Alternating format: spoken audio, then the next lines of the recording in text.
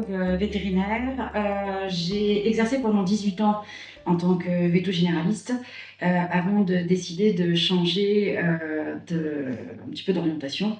Et aujourd'hui, j'exerce en exclusif en fait en ostéopathie, médecine traditionnelle chinoise et physiothérapie. La médecine traditionnelle chinoise a apporté vraiment des compléments.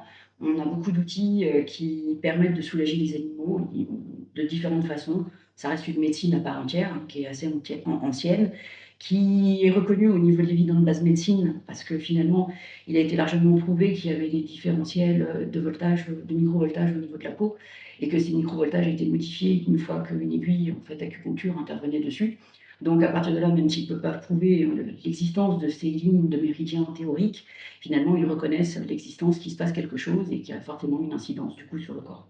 Contrairement à l'ostéopathie qui est beaucoup plus décriée. En termes des différents outils disponibles dans la médecine traditionnelle chinoise, il y a entre autres en fait la moxibuction, qui va être finalement une thérapie avec l'élément feu, pour reprendre au niveau des éléments de la médecine traditionnelle chinoise. Et l'élément feu va apporter directement de l'énergie au corps, donc intéressant à plein de niveaux. C'est bien évidemment dès qu'on a un organisme, des points qui sont entre guillemets un peu affaiblis, apporter directement cette énergie va amener entre guillemets un bien-être et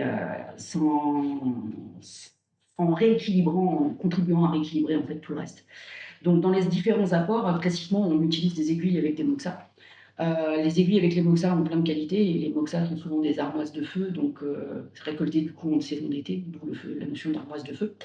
La plante apporte une information. La qualité en fait de la mise en chauffe, puisque en général le moxa est à 400 degrés à cœur, donc c'est quand même assez fort en termes d'apport enfin je dirais énergétique. On a quand même l'inconvénient d'avoir le risque de brûler l'animal s'il bouge, avec entre guillemets un moxa qui peut tomber ou cramer les poils.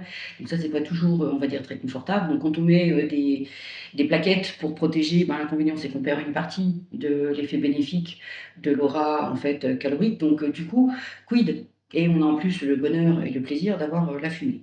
Pour ceux qui la supportent, parce que moi personnellement, c'est une odeur qui me dérange.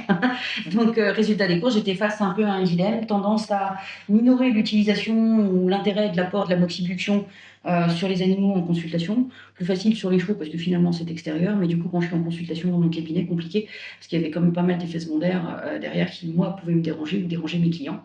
Résultat des courses, le chat est par exemple aussi un animal pour lequel je ne me sentais pas forcément de planter une aiguille avec un moxa, avec les risques de s'il bouge, s'il est inconfortable et d'avoir à gérer entre guillemets la peau. Enfin, du coup, il y avait quand même des limites, malgré que ce soit, entre guillemets, la voie princière pour dire la voie royale, pour pouvoir faire de la moxibuction. Et j'ai contacté Saletelec et j'ai AcuShop et j'ai testé, en fait, leur Premio 10. Au départ, j'étais assez réticente quand ça avait été présenté parce que je trouvais que la circonférence d'action, en fait, était limitée, que la mise en température était peut-être limitée par rapport au Moxa. Et puis finalement, j'y ai vu l'intérêt parce que je l'utilise beaucoup plus facilement. Et certes, c'est un investissement, mais finalement, il y a une praticabilité. J'ai l'inconvénient de rester bloqué, entre guillemets, avec le Premio sur le point que je traite. Ceci dit, quand on met un moxa d'armoise, on reste bloqué sur ce point parce que le risque que l'animal bouge et puis que le moxa en fait brûle le poil et devant le client, ça fait pas forcément terrible. Puis pour le laisser avec un bout de cochon cramé, c'est pas terrible non plus. Donc du coup, il y a plein d'intérêts à utiliser. J'ai pas encore suffisamment de recul pour parler que c'est eu le même bénéfice, mais comme j'utilisais déjà, on va dire un peu à contre-cœur, la moxibuction classique, je pense que je vais beaucoup plus la développer aujourd'hui grâce à ça. Retrouvez toutes les informations utiles sur www.cedatelec.com.